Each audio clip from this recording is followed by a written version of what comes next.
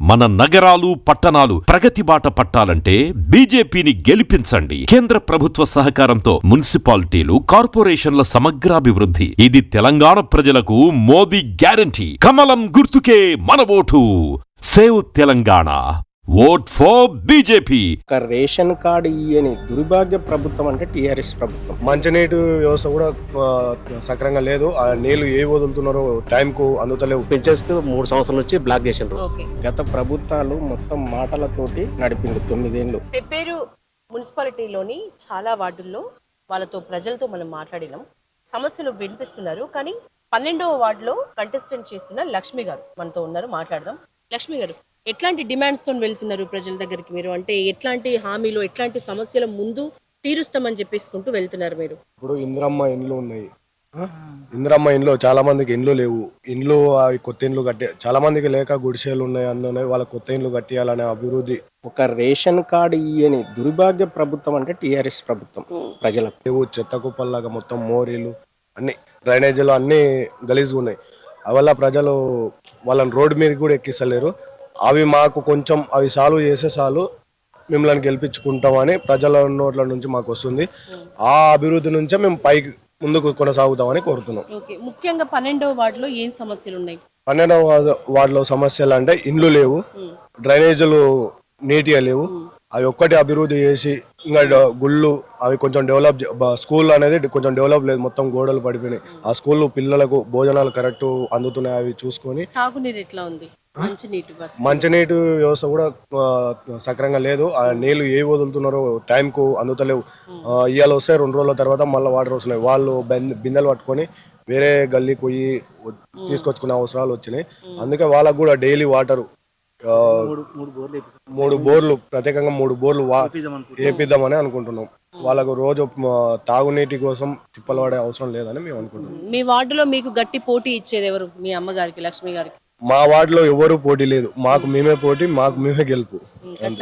ఖచ్చితంగా గెలుస్తాం. గెలుస్తారు. మీ గుర్తు ఏంటిది? హస్తం గుర్తు. హస్తం గుర్తు. కాంగ్రెస్ నుంచి హస్తం గుర్తు వచ్చిందా మీకు? లక్కీలే. మీరు చెప్పండి, ఎట్లా ఉన్నాయి పెబ్బేరులో ప్రాబ్లమ్స్? 12వ వార్డు నుంచి మేము పోటీగా సపోర్ట్ గా ఉన్నాం, మధ్యగా ఉన్నాం. బాగుంది. ఓకే. ఎట్లాంటి ప్రాబ్లమ్స్ తో వస్తున్నారు జనాలు ముఖ్యంగా బయటికి? అంటే మాకు ఏమి కావాలి అని అడుగుతూ వస్తున్నారు. పింఛన్స్ది కొన్ని సమస్య ఉంది. రావట్లేదా పింఛన్? అంటే పింఛన్స్ 3 సంవత్సరాల నుంచి బ్లాక్ చేసిండ్రు. అది బాగా ప్రధానంగా ఉంది. ఆ సమస్య మీద అందరూ అదే అడుగుతున్నారు. ఓకే. రైతు రుణమాఫీ జరిగిందా? అంత జరిగింది. 2 lakhs పైన అబోలకు పెండింగ్ ఉన్నాయి. ఓకే. మరి ఈ రైతు రుణమాఫీలు కానీ ముఖ్యంగా ఫ్రీ బస్ తో కూడా చాలా ప్రాబ్లమ్స్ ఫేస్ చేస్తున్నామని ఆటో డ్రైవర్లు చెప్తున్నారు, జన్స్ చెప్తున్నారు. అవసరం ఉన్నా లేకపోయినా ఫ్రీ బస్ ఎక్కి వాటిని దుర్వినియోగం చేస్తున్నారు. ఇక్కడ లోకల్లో కొనుక్కోవాల్సిన వాటికి కూడా ఫ్రీ బస్ వల్ల హైదరాబాద్ దాకా, కర్నూలు దాకా పోతున్నారు. మాకు గిరాకీ ఉంటలేదని చిరు వ్యాపారులు చెప్తున్నారు. జన్స్ ఏమో మాకు సీట్లు ఉంటలేవు, టికెట్ పెట్టుకున్నా అని వాళ్ళు ఏడుస్తున్నారు. అసలు ఫ్రీ బస్ వల్ల ఒరిగింది, ఫ్రీ బస్సు గురించి పాజిటివ్ మార్క్స్ అసలు మహిళలే వేయట్లేదు. వాళ్ళ అట్ట పక్క పెడితే మహిళల మాటకు దాని ప్రయోజనం పాజిటివ్ గా సంతోషంగా ఉన్నారు.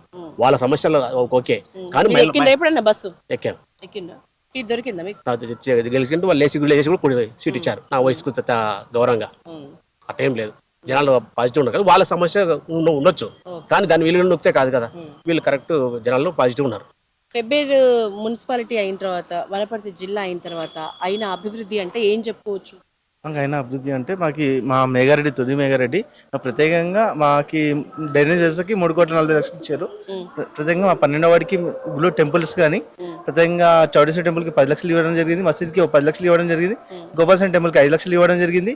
మా 12వ వార్డులో కానీ 11వ వార్డు, 2వ వార్డులో చాలా రోడ్లు కానీ డ్రైనేజ్ వ్యవస్థ ప్రత్యేకంగా చాలా డబ్బులు చేసిండు. దాన్ని ప్రత్యేకంగా మేము 12 వార్డులో 12 కౌన్సిల్ అభ్యర్థులు కాంగ్రెస్ పార్టీ ఖచ్చితంగా గెలుస్తుందని చెప్తున్నాను. ఖచ్చితంగా గెలుస్తాము. కాంగ్రెస్ పార్టీకి, అపోజిట్ పార్టీకి ఎలాంటి ఒక్క సీటు కూడా రాదని మేము మనస్ఫూర్తిగా అసెంబ్లీ ప్రెసిడెంట్ చెప్తున్నాము. కమిటీ మీరు మీ డైరెక్టర్ కాబట్టి ఇక్కడ ఉన్న సంత గురించి చెప్పమంటే ఏం చెప్తారు? సంత విషయంలో ప్రాబ్లమ్స్ ఫేస్ చేస్తున్నాం అంటున్నారు. సంత విషయంలో ఉన్న ప్రాబ్లమ్స్ ఏంటి? గత ప్రభుత్వానికి ఈ కాంగ్రెస్ ప్రభుత్వానికి చూసుకుంటే, గత ప్రభుత్వాలు మొత్తం మాటలతోటి నడిపిండు 9 ఏళ్ళు. ఒక రేషన్ కార్డు ఇయ్యని దుర్భాగ్య ప్రభుత్వం అంటే టీఆర్ఎస్ ప్రభుత్వం ప్రజలకు. ఇప్పుడు కాంగ్రెస్ ప్రభుత్వం వచ్చిన తర్వాత పెబ్బేరు ఈ చౌరస్తా నుంచి డ్రైనేజీ మోరీలు కానీ సీసీ రోడ్లు కానీ బస్ స్టాండ్ మొన్న ఒక 50 లక్షలతోటి సీసీ రోడ్ డెవలపింగ్ అని అన్ని ప్రతిదీ అంటే కాంగ్రెస్ ప్రభుత్వం వచ్చిన తర్వాతనే డెవలప్ అవుతున్నాయి. ప్రజలకు అన్నీ తెలుసు. గత ప్రభుత్వం ఏం చేసింది, మొత్తం ప్రజలకు మబ్బు పెట్టి మాటలు చెప్పుకుంటా 9 ఏళ్ళు కళాశపన చేసింది ప్రభుత్వం.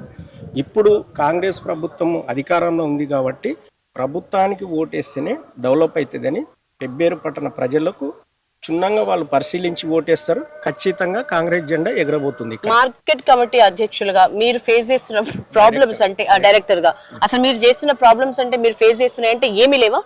ఏమీ లేవమ్మా మాకు. ఇప్పుడు మా మార్కెట్ కమిటీ ఆఫీస్ కూడా ఒక 50 లక్షలు వచ్చింది ప్రొవిజింగ్ గోదాములు. గత ప్రభుత్వాలు అంటే ప్రజలకు ఎలాంటి సేఫ్ అనేది లేదమ్మా. నువ్వు అన్ని మాటలు చెప్పి క్షుణ్ణంగా 9 ఏళ్ళు ఒక్క రేషన్ కార్డు ఇచ్చిన ఘనత ఉంది అమ్మా మన టిఆర్ఎస్ ప్రభుత్వాన్ని. ఎట్లా ఓట్లు వేస్తారు మేడం ప్రజలు? ఇప్పుడు 12 వార్డుల్లో ఎక్కువ కాంగ్రెస్ గెలుచుకుంటుంది అనుకుంటున్నారా? తప్పకుండా గెలుస్తుంది. కాంగ్రెస్ పార్టీ జెండా ఎగరబోతుంది. మున్సిపల్ జెండా అది 100%. ఓవరాల్ గా పెబ్బేరులో అయితే కాంగ్రెస్ టఫ్ ఫైట్ ఇస్తుంది. ఖచ్చితంగా బీఆర్ఎస్ కి 1-2 స్థానాలు కూడా దక్కే పరిస్థితే లేదు. క్లీన్ స్వీప్ చేసే అవకాశం మాదే, ఆ అదృష్టం మాదే అని ఇటు కాంగ్రెస్ కార్యకర్త స్థాయి నుంచి ప్రెసిడెంట్ స్థాయి వరకు వీళ్ళు చెప్తున్నారు. ప్లస్ కంటెస్టెంట్స్ ఎవరైతే ఉన్నారో వాళ్ళు కూడా చాలా వాళ్ళకి చాలా నమ్మకం ఉంది, ప్రజలు మమ్మల్ని గెలిపిస్తారు అని. కానీ చూడాలి 1 వీక్ లో ఎవరి భవితవ్యం ఏంటి అనేది తేలబోతుంది. సో ఒక 1 వీక్ లో వచ్చే రిజల్ట్స్ కోసం మనం వెయిట్ చేయాల్సిందే. పబ్లిక్ పల్స్ మిక్స్డ్ గా వచ్చినాయి. ఒక స్టెప్ 2 స్టెప్స్ అయితే ఖచ్చితంగా కాంగ్రెస్ వైపు ఉన్నారు. కానీ అసలు నిజం అసలు ఏం జరగబోతుంది అనేది మాత్రం మనకు 1 వీక్ లో తెలిసే అవకాశం ఉంది. ఇది ఓవరాల్ గా ఒక ground report public pulse. Cameraman Mohit తో యశోద, పల్లవి టీవీ.